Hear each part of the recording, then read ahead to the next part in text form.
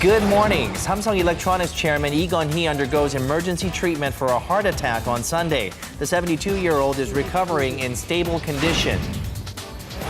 From the first car produced in 1955 to ranking number 5 in the world in terms of production, the future of the Korean automotive industry is looking bright. Polls closed just hours ago on controversial self-rule referendums in 2 regions of Ukraine. Voting went ahead despite warnings from the West. Membership training or MT, just what is it? You hear college kids in Korea talk about it all the time. We have the answer on Korea Today, Monday, May 12, 2014. From Arirang News, this is Korea Today. And good to have you with us on Korea Today on this Monday morning. Hope you had a great weekend, but it's slightly a gloomy Monday morning this morning, especially for those of you joining us from the Gyeongsangnam-do province. There is a heavy rain alert for those of you in Busan especially, so take note of that. Right, but rain in this whole region will stop during the morning hours. And today, did you know that it was the Day of Automobiles here in Korea? Now, this day was designated by the Trade Ministry back in 1999, commemorating the nation's car exports exceeding the 10 million unit mark. That's right, 10 million units. You know, the Korean automotive industry, it actually began in 1955 with Korea's first production automobile, and it was called Shibal 자동차. And then in 1985 came the most mass-produced automobile, and that was the Hyundai Pony. Remember those? Right, but events usually are very celebratory and very festive in nature, but this year's events will be scaled back to the Seoul ferry disaster, and we are going to get an update on that story as our top story. Bad weather conditions are impeding the recovery efforts off the southwestern coast of Korea, where the Seoul ferry sank nearly a month ago. Rescue operations were halted this weekend due to high tides and a strong wind advisory, which is still in effect today. Still, close to 30 passengers remain missing, while the death toll rose to 275 as of late Sunday. Meanwhile, the government has decided to provide temporary subsidies to the families of the victims. The families of the deceased is entitled to more than 850,000 won, or roughly $830, as well as over $400 per person in relief funds. An additional subsidy of $680 will be provided for families with a high school student. The police and prosecutors investigating the cause of the accident are set to indict all of the 15 crew members, including Captain Lee Jun-seok, the chief mate, and the first engineer for neglecting their duties. President Park Geun-hye is expected to deliver an address to the nation to apologize for the Seoul ferry disaster and reveal her plan for national safety and countermeasures against rampant bureaucracy. On Sunday, President Park Geun-hye convened a near 3-hour closed-door emergency chief secretary meeting at the presidential office of Cheongwade to discuss follow-up measures in the aftermath of the Seoul ferry disaster. We held extensive discussions on restructuring the country's emergency readiness system and drawing up related measures in light of the Seoul ferry accident. President Park has emphasized rooting out the guanfia, or bureaucratic mafia, a term that was coined from public outrage from malpractices and corruption between the shipping industry and public offices ahead of the ferry disaster. According to sources, it is highly likely that the address to the nation will be broadcast live. Also in the news, Samsung Electronics chairman Lee Gun-hee is recovering and is in stable condition after receiving emergency heart surgery over the weekend. The 72-year-old Lee was rushed to a nearby hospital late Saturday due to breathing problems, where he had to receive CPR after showing symptoms of a heart attack. Currently, he is recuperating at the Samsung Medical Center. Details on how long he will be hospitalized have not been released. He underwent lung surgery in the 1990s and has since reportedly suffered from respiratory problems. As he is credited for turning the Samsung Group into an international conglomerate and has the final say in strategic decisions, much speculation is on who will eventually succeed him. His net worth is estimated to be around $10 billion.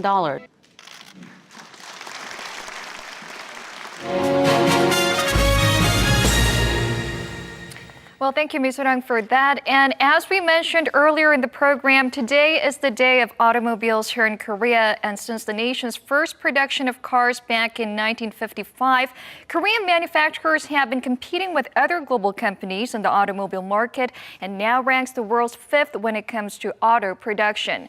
For more on how Korean automakers are doing, we connect live to our Kim Chan-ju, who's out at the Pyeongtaek International Railroad Terminal. Chan-ju, fill us in.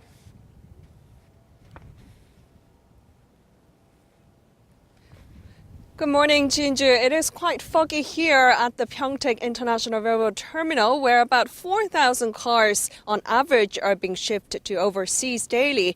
Korean cars are receiving growing demand from many countries like the US, Europe, and the Middle East. It goes to show that Korean cars have further gained its competitive edge in the global market. So let's find out more about Korean cars and how the auto industry became what it is today.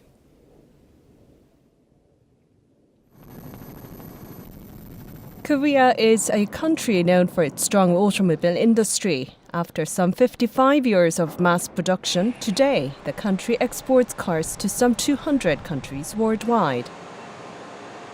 The rate of exports in Korean manufactured cars in particular has been on the rise. During the first quarter this year, the country's 5 major car makers exported over 786,000 units, with the amount reaching approximately $11.7 billion. The demand in Korean cars jumped by more than 30% in the US and more than 60% in the European market, mainly because Korea's credibility increased after signing respective free trade agreements. The medium-large-sized models Avant and Sonata are popular designs in the US market. Over in Europe, compact models are preferred like Morning and Accent. Also noticeable is the automobile parts market. Exports in Korean auto parts last year exceeded $26 billion, the largest in exports so far for the country. Car parts were the 7th most exported items in Korea last year. The reason why Korean brand cars have done so well in the global market is because of the meticulous automobile technology. One of them is the information technology, which is integrated into installing smart airbags, changing lane alarm systems, and a function that notifies drivers to keep the right distance with other vehicles. These technologies will be crucial in developing smart cars in the future, and we have distinctive standard in these areas. The domestic auto industry is also continuously investing in development to help protect the environment. Korean cars averaged 2.46 in the automobile gas emission rating, showing that domestically made cars emit less air pollution and greenhouse gases than import cars. The rating consists of 5 ranks from 1 to 5. The closer the grade is to 1, the less air pollutants the car generates. The Hyundai Grandeur 2.4-litre hybrid and Kia's K5 2.5 hybrid are among 8 cars that have scored the rating 1. The US-based Insurance Institute for Highway Safety recently named the new 2015 Hyundai Genesis full-size sedan as its top pick in 27 safety categories during crash tests. It's the first time in the world to receive a full score in all safety categories. This shows the standards of Korean cars are very high in the world of automobiles. This will play an important role for premium cars from Korea as companies try to advance into the international market. Implementing discount policies, introducing specific models for target countries, and using strategic marketing all helped expand Korea's automobile export market. Newly released compact SUVs have distinctive designs and practical functions. These are receiving great responses from consumers who are seeking cars that are new and fresh.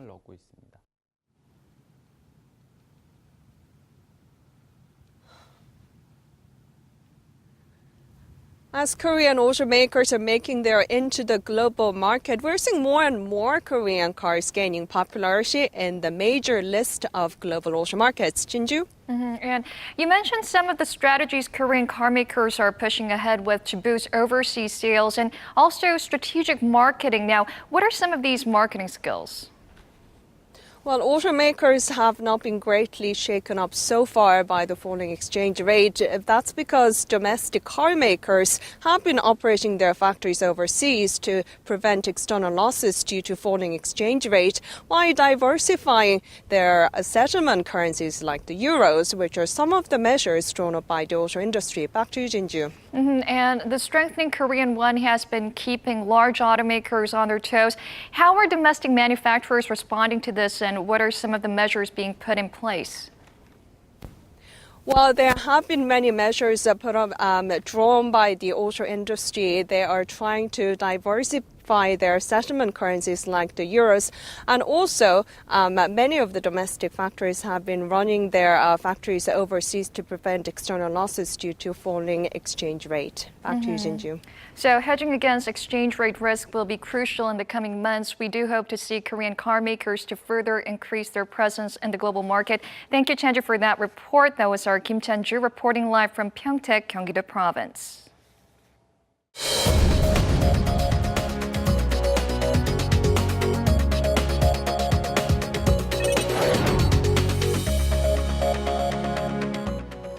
Good morning. Let's run through the front pages of your newspapers, and we'll begin with news regarding the Seoul disaster before going on to some of the other stories that are making headlines in the papers this morning. And first up is this image here on 중앙일보. And the search for victims of the sunken Seoul ferry was still on hold yesterday due to unfavorable weather conditions since early Saturday morning. But in the meantime, search operations for items left behind have been ongoing. The title of the picture says the military searches for articles left behind from the Seoul ferry accident. And the caption notes that for the past 14 days, the military has found up to some 170 items on the coasts of Jindo, Haenam, and Wando. And moving to another story here beneath that image, here onto the side separately, the headline says $1 billion used by Coast Guard, only $17 million on safety. So the title says it all. Not a big portion of the budget is being devoted to safety respected aspects. And if you have a look at the subheadlines, the Coast Guard does not even possess a private helicopter for exclusive use by the special rescue teams. But the Jeju regional headquarters of the Korea Coast Guard has been pushing to use almost $17 million, almost the same amount being spent on safety, in fact, on building new government office buildings. And going over onto 조선일보, we'll first look at this image here. The title of the picture reads, Full-Fledged Summon on Yoo Byung-un's family and close aides. Now, the authorities investigating Yoo Byung-un, the de facto owner of the Seoul Ferry's operator Cheongjin Marine Company, have officially started summoning people who are allegedly related to secret funds built up by Yoo, including number one here, Yoo's older brother, and the one in the middle, number two, an actress who is also the president of Kukje Yeongsang, and number three here, a former politician.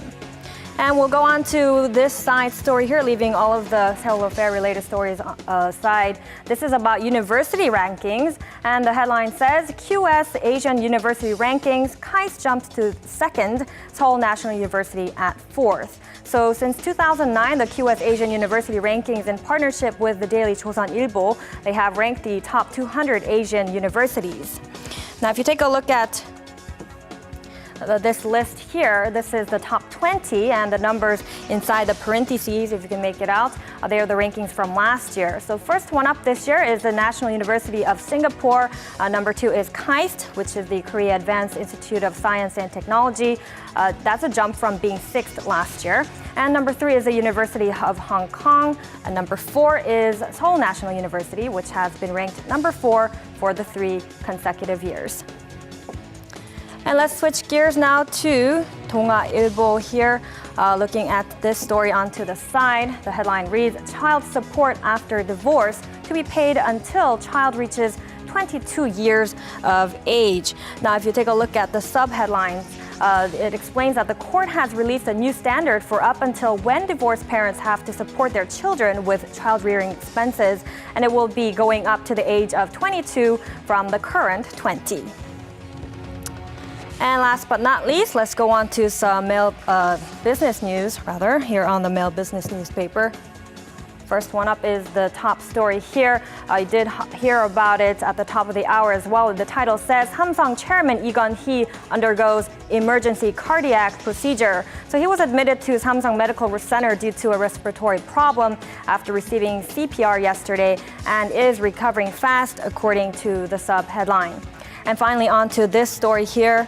Beneath that one, we'll look at that one separately. Korea's card firms will be adopting fingerprint recognition service to authenticate cardholders' identities when making online payments via credit cards. The headline says the introduction of fingerprint recognition for online credit card payment. Now, this is the first ever of its kind in the nation's financial industry. And that was a look at your newspaper headlines for this Monday. And coming up are the stock numbers from Friday.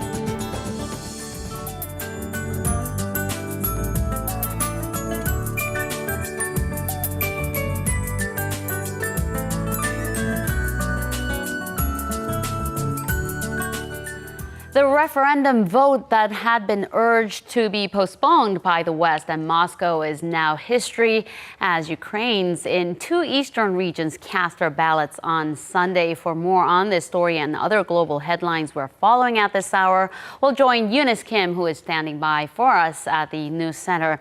Eunice, good morning. Tell us more about this development. Good morning, Min-jung. That's right. Polls closed in two eastern regions, Donetsk and Luhansk, within the past few hours. And voters were asked to answer a simple yes or no question of whether they support a, quote, independent sovereignty. And it's pretty much expected to be a shoo-in for the separatists. There have been reports from international media saying several people were spotted voting twice. The referendum vote, of course, reminiscent of the Crimea vote back in March that eventually led to the southern regions joining the Russian Federation. This vote also being regarded as illegal by the Ukrainian government and the West. The EU has said it will not recognize its results. Voting day wasn't without its spate of violence. There have been reports that two unarmed civilians were killed and several others wounded as the Ukrainian National Guard began shooting at voters and protesters in the Donetsk region. Turning to Nigeria now, its President Goodluck Jonathan is coming under fire for his government's belated response to desperate parents' pleas to find their abducted school-age girls. Parents believe their daughters were sitting in one place for a good 11 days since they're kidnapped from the Chibok government girls' secondary school. The Associated Press reports the Nigerian government declined initial offers of international help for 3 weeks, a charge its presidential office has denied. And as international support teams begin to arrive in the African country, U.S. Secretary of Defense Chuck Hagel told a U.S. outlet the search would be a difficult one in the vast African state. He added he had no plans at this point to put American troops on the ground. And political unrest is growing in Thailand following the ouster of its Prime Minister Yingluck Shinawatra last week. Its caretaker government says it will step up security as opposition groups have issued an ultimatum for a new leader to be appointed by Monday. They threatened a coup of remaining government officials otherwise. This as pro-government factions are calling last week's ruling by Thailand's constitutional court that found Shinawatra guilty of nepotism a, quote, judicial coup. And as we're still trying to pick up the pieces from our own ferry disaster, in Libya, a boat capsized off the coast of that country and dozens were killed, I believe, and recovery teams are searching for more bodies there. What more can you tell us? Well, Minjung, I can tell you that boat was a smaller one, carrying 130 people, several who were illegal migrants headed for Europe. The Libyan Interior Ministry says it believes at least 40 people died in that capsized boat. Some 52 are reported to have been rescued. A Navy spokesperson said he believes the reason for sinking was a collapse of the bottom of the small boat due to the weight of the people on board. This sinking is part of a bigger picture problem, an exodus of migrants to Europe by way of the Mediterranean. More than 100 are believed to have died in those waters just in the past 2 weeks. On Saturday, Libya called on the European Union to do more to curb the flow of illegal immigrants making the sea voyage through its waters. And that's a wrap of the international headlines we're following this morning. And still ahead on Viral Feed, a comparison between Korean and American makeup styles. Dancing his feet off, a young man takes on the challenge of dancing to one song for 100 days. All of these stories and much more on Viral Feed coming up later.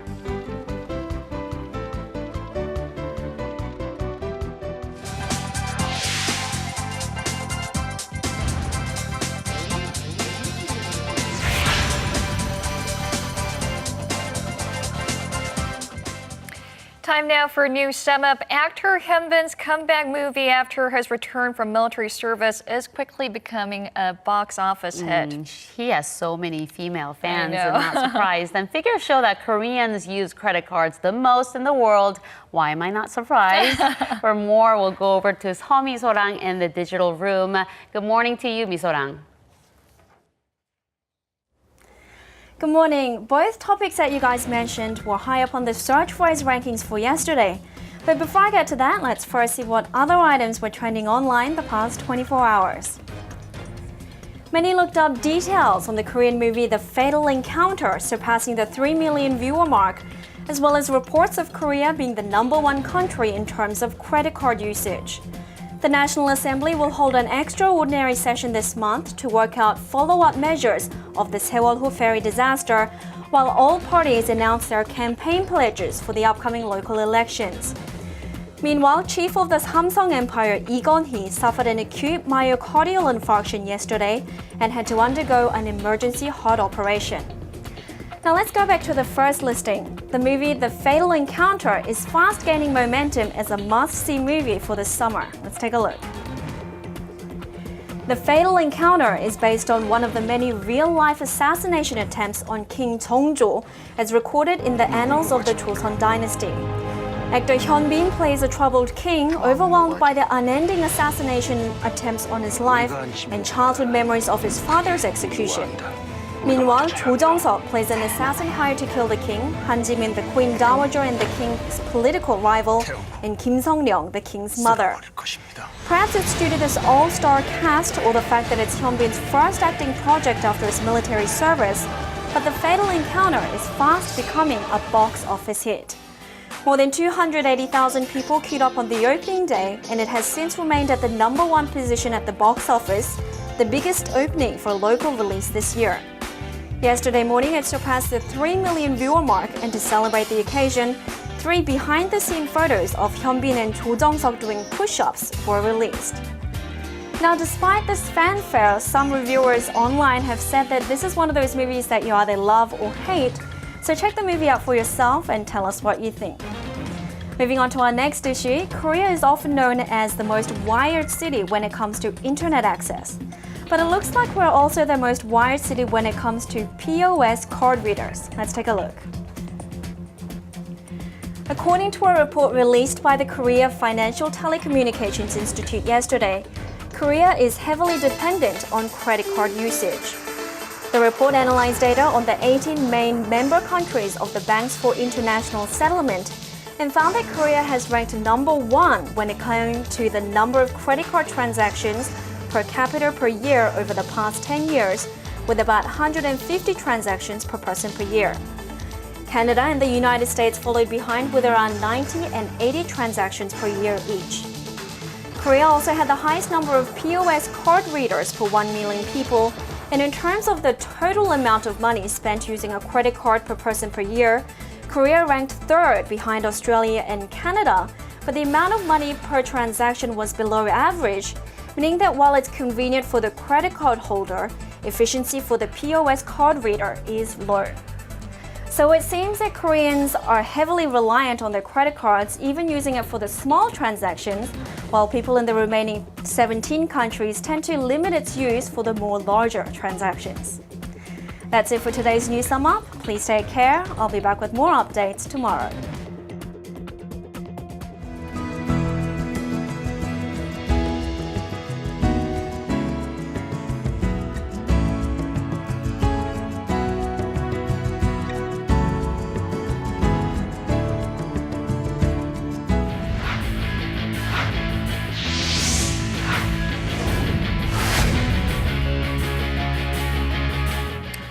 And a good Monday morning to you all as we kick things off with the South Korean national football team as the Taeguk Warriors are set to begin their training for the upcoming World Cup today.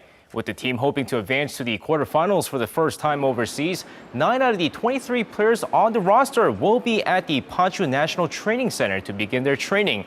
Now, of the 9 players, Park Ju-young and Ki Sung-young are currently rehabbing in preparations for the World Cup, and the rest of the team will join the group depending on their club team schedule.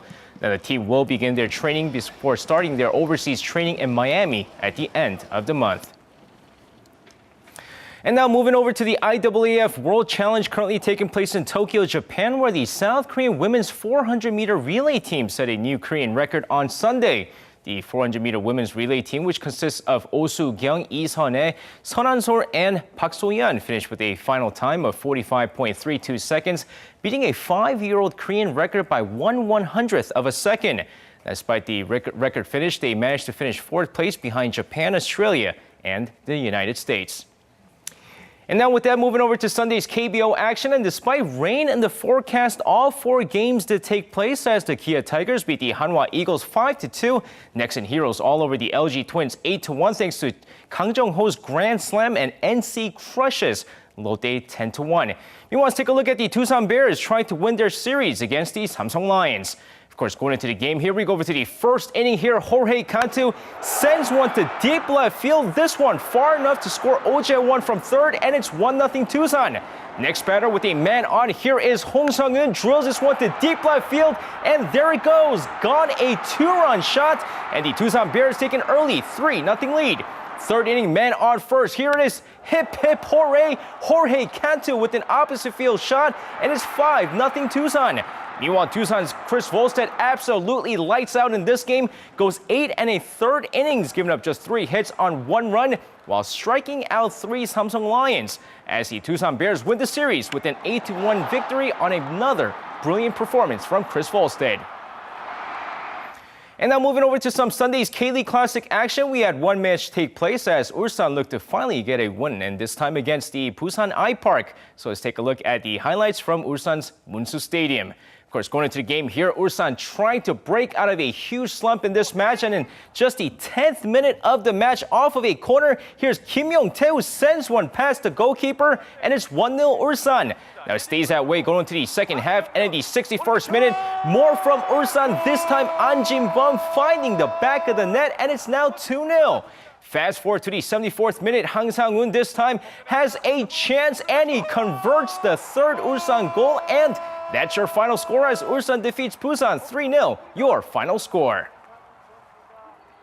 And that's going to wrap it up for me. This has been SJ. Have a great rest of the day, and see you guys again for your sports needs. And still ahead on Korea Today, 6 young women who are in Korea to teach English to students in the countryside. They'll take on the ultimate university experience on Ins&Outs with a trip to Gangchon, where they meet up with Korean college students and enjoy the group experience. Ever wonder what an MT is?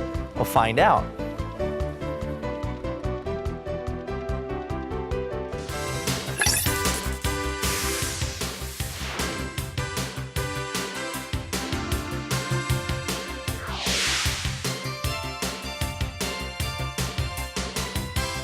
Good morning, guys. I'm Chun Sung Cho, and for Viral Feed, time to look at what has the international community buzzing.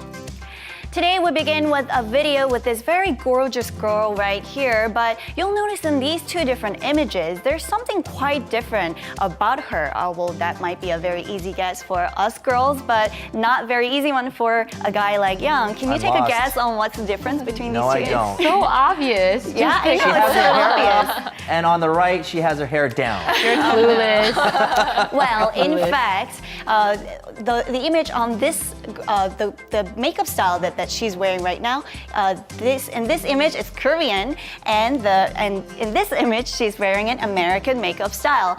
So what exactly is different between the styles of these 2 countries? First, Korean makeup focuses on creating whiter and brighter skin tones, while makeup in the US focuses more on darker skin tones to replicate the effect of a good tan. Aha! Next is eye makeup. In Korea, they try to give off a natural look in their eyes, while in the US, they use eyeshadow to give their eyes more dimension. You can really see the difference, right? Okay, since you pointed out, now I can What see about it. lips? In Korea, gradation lips are the trend where the color slowly lightens as you go from the inside to the outside of the lips. People in the US try to add more volume to their lips for a more pronounced look. In Korea, they have a cuter look, while in the US, they add more dimension. Well, one thing is for sure, she is so beautiful either way, Korean or American.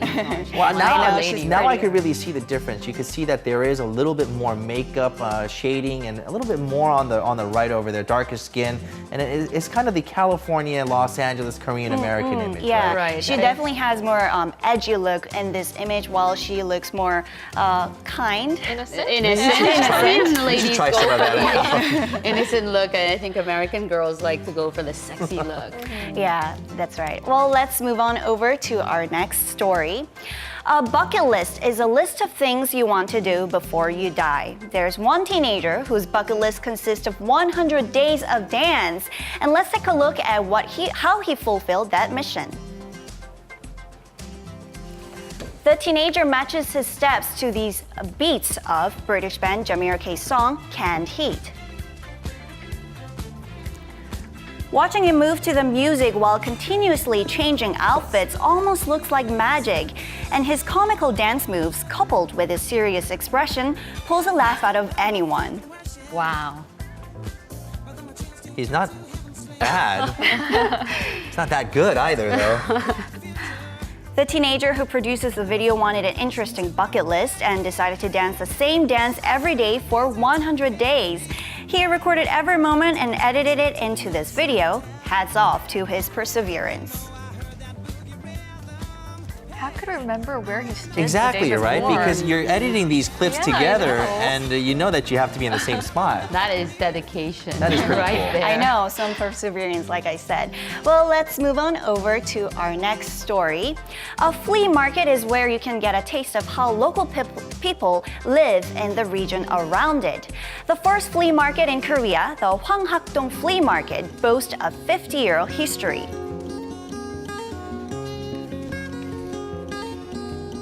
In Hongdae, where culture thrives within the youth, they have an open-air flea market which sells homemade creative goods rather than secondhand items.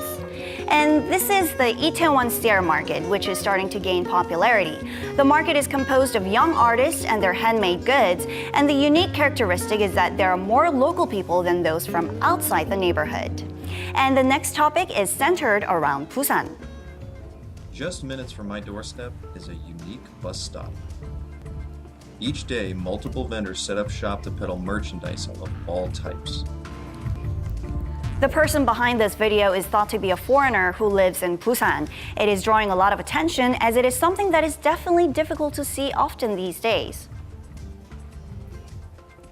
Some of the items for sale hint to the old days of Korea, while others remind me of the many ways the country has transitioned through the years.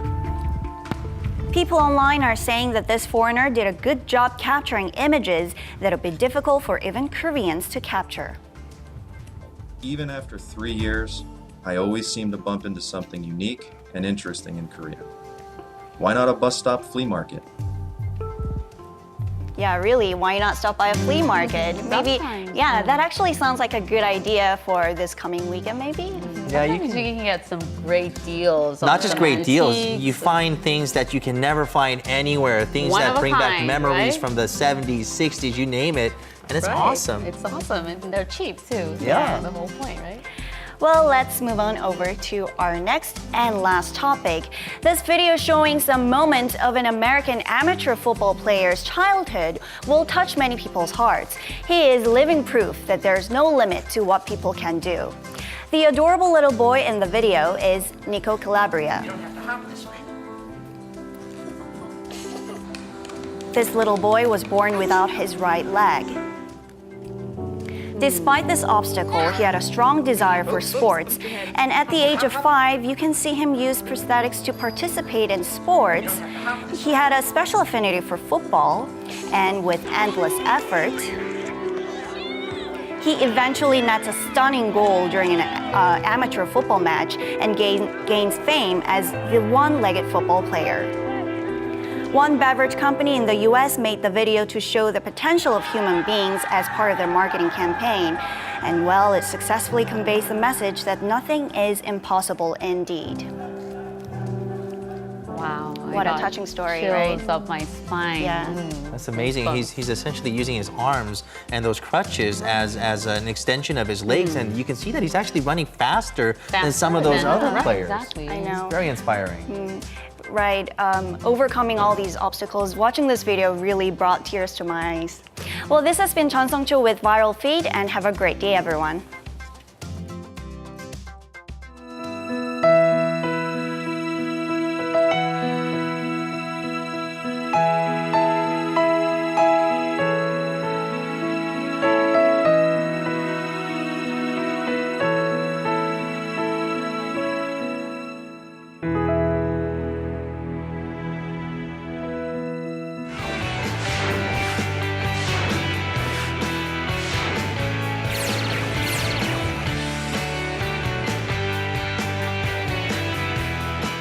All right, MT, membership training. When I first came here to Korea, someone was telling me, let's go to an MT. And I said, what's an MT? They said, it's membership training. I said, what's a membership training? Follow us and you'll see. I mean, it's one of those mysteries that Korea has in their college community. Right. And joining us to talk more about it is Chamina. It really is one of the best It is, but things you about remember your Of course, that's one of the It's the only best things part. I remember Yeah, about my college all-purpose of days. going to a university. Exactly. And also, you know, Korea Today, we have our membership training as well, where we sometimes get together for MTs every once in a while. It involves a bit of alcohol and lots of fun and games and lots of bonding. And good food. Good food too. All of that and much more. Chamina will tell us more about how one group of people, foreigners, enjoyed their MT, right? Good morning. Absolutely, yes. Good morning. I'm going to be introducing 6 young ladies who wished to experience exactly what you have talked about. They wanted to go on an MT, a membership training trip for short. And so we'll be following them in their journey as they go on their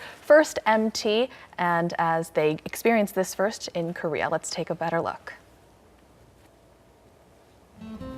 Cheongnyangni Station, the meeting place for Korea's youth on their way to MTs, and 6 ladies are also here to hop on a train, the preferred method of transportation for students in Seoul going on MTs.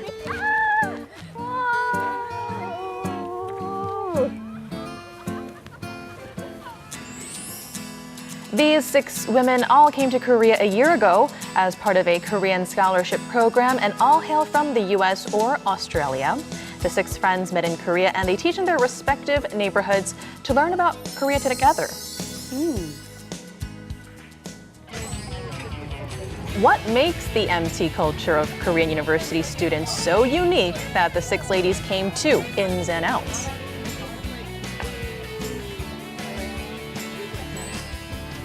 MTs are unique to Korean university students, as well as to Korea in general.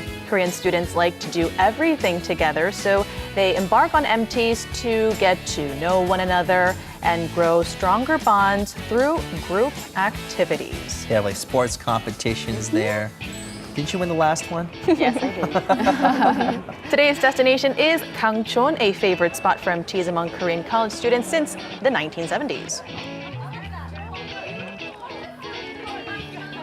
I'm really excited. Just being surrounded by the mountains feels like we're really going on an MT now. Yay! And that area, Gangchon, is the prime location for these university Place MTs. to be. Yeah. A very popular place for MTs, and it has given people nothing but memories and love. It has always been easy to get to via train, even when conditions were unfavorable. Hello. When you meet somebody new, the first thing you should do is say hello. Every year, the MT Village in Gangchon is changing with the growing number of college students every year. The six ladies stop by their lodging for a quick break. Although they have finally made it to their MT, they did not plan out the details, so the group decided to just watch and see what other Korean university students do on their MTs. Foot volley caught the eyes of the six ladies, a game that many students enjoy playing on these trips. Wow! Do you think we could play? Can we play? Wow. No hesitation. Just jump in there. Let us 내기를 play. 할게요. 그래서 진 팀이 저녁을 만드는 걸로 할게요. 알겠죠? Foot volley is very loved in Korea, and players use their feet and head to get the ball over the net. Let's see how the six ladies do on their first try. One of the main reasons why people play sports at MTs is that you build camaraderie by sweating and working together. It looks like the six ladies have also become a bit closer with each other. It's a great icebreaker, those sports games. Absolutely. This win.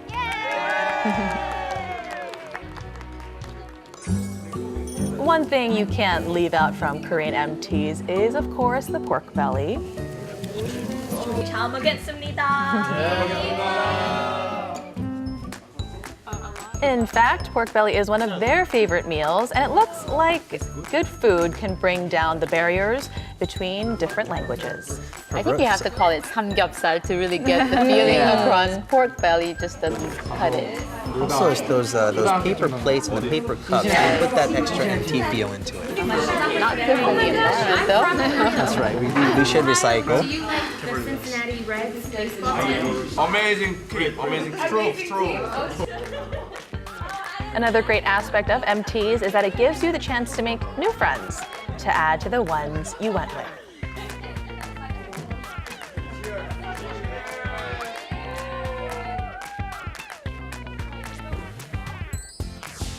It's said that Korean university students look forward to the games the most during MTs, and the girls also give it a go. Okay, so we're gonna play a popular Korean game called 369. Whenever the numbers 3, 6, or 9 come out, you have to clap. 1, 3. No. Yep, as you can see, she got caught right away. Oh my gosh. 1,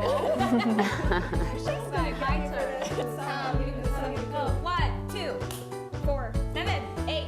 Ah, getting the hang of it now. They all gather together and play games late into the night, and the allure behind the games is that it helps brush away any awkwardness. It makes you learn how to bond and strengthen the teamwork that you have. Definitely helps to learn about one another and strengthen the bond and friendship that you have. The true reason why people go on MTs is to get to know one another. Wonder what the group wanted to share with each other.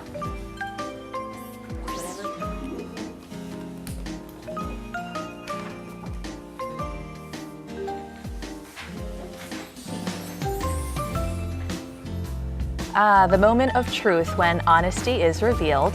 this might be the most valuable thing they walk away with from this trip. The ladies will never forget this moment. It was very touching, and I'm very grateful to have such a wonderful group of friends. The trip ends with a night where the bonds of friendship are tightened between the 6 ladies.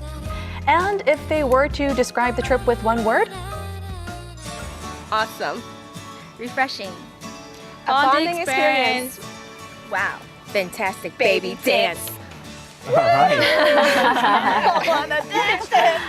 They had a lot of fun, huh? I remember doing what we call the rolling paper. I don't know if that's it's an English word, where we write comments That's for each right. other. It's a Korean term, I think. Yeah. Rolling paper, right? Yeah. But I've never heard of that. No, but I remember someone wrote to me, I thought you were a cold-hearted person. I got to know you, but it's one of those things that you say about your first impressions and how after getting to know you, you are not actually the kind of person that I thought you were, and that kind of thing where you bond and so how did the girls meet? I mean, it seemed like there was a bit of bonding going on over there too. Did the girls know each other from the get-go? Yeah, I guess they worked together or something, right? Yeah, they originally met in Korea. They were teaching in Korea's countryside, so they met through that experience. And being that they're all adventurous, they also became close friends through that and became closer via these this adventurous heart. I mean, you could see how much of a community bonding experience this is, because they do meet a bunch of college students that are there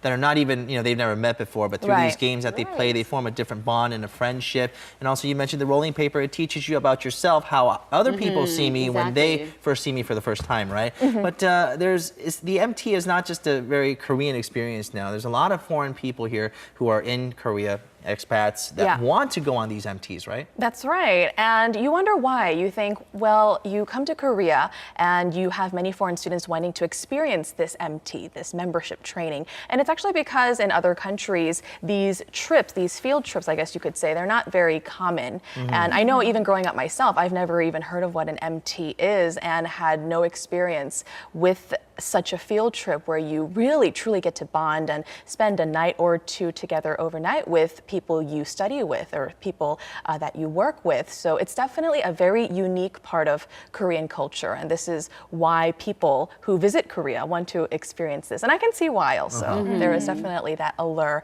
of what or how close you can really get apart from just seeing each other and being acquaintances at school. Right, and I hear that the MT culture is changing as the time passes by in Korean universities. Could you tell us more about that? Sure. I mean, even until a few years ago, we saw that MTs focused on a lot of just entertainment and fun.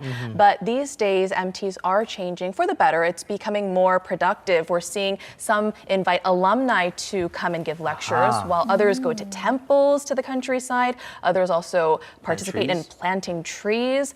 One university's physical education department went on an MT with children with disabilities. Another industrial design department painted a mural, and an electrical engineering department went around homes to repair any electronics. Wow.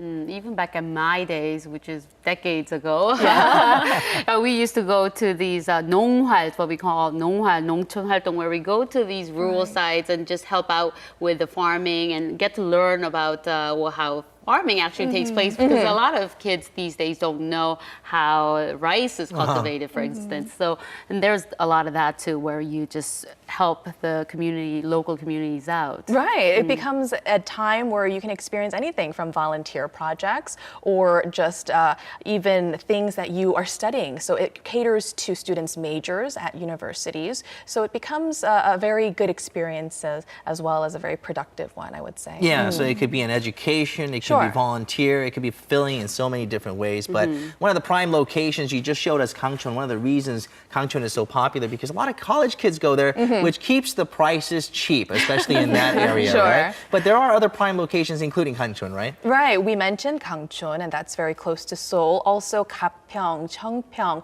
Bukhangang River. These are all Daeseongri. Also, these are all very prime locations for MTs, and this is because it's very close to Seoul. So the proximity is alluring, of course, and it's just easy to organize in that sense. However, also the further locations, these are also gaining a lot of popularity only because transportation is so easy. So these further places are better, easily accessible. Yeah, the transportation has developed quite a bit. Exactly. So these places are also becoming very popular for students or coworkers to go to. And the environment and the air is so clear in Gangchon, and just outside of Seoul, it's so beautiful. I remember, just to share a little more than people would like to know, I remember watching the stars on the roof of the car and just being mesmerized by all the stars and thinking, oh, they might fall down. I won't ask with who, but that too. With your A lot of classmates? romances and a lot of breaks up happened during these during it goes both ways. Right, it goes both ways. A lot of relationships that form and also break up at times. But then, that's life, and you get to learn about life during these empty trips. That's the whole point. Right. That's right. You went to a university in Korea. Yeah, Maybe you but can share I a bit went about to a women's university. We didn't have much of those MTs, but I know by others' experience. Well, there you have it. Membership training. I mean, you form a membership within your own group of peers that you go with. A membership that no one else can really experience with that group. A true bonding experience, exactly. Good experience for them, I think. All right. Well, thank you, Mina, for this story. Thank you so much, guys. All right, that just about does it for this edition of Korea Today. And enjoy your automobile day, and we'll see you back here tomorrow morning at 7 a.m. Thanks for watching. Bye-bye.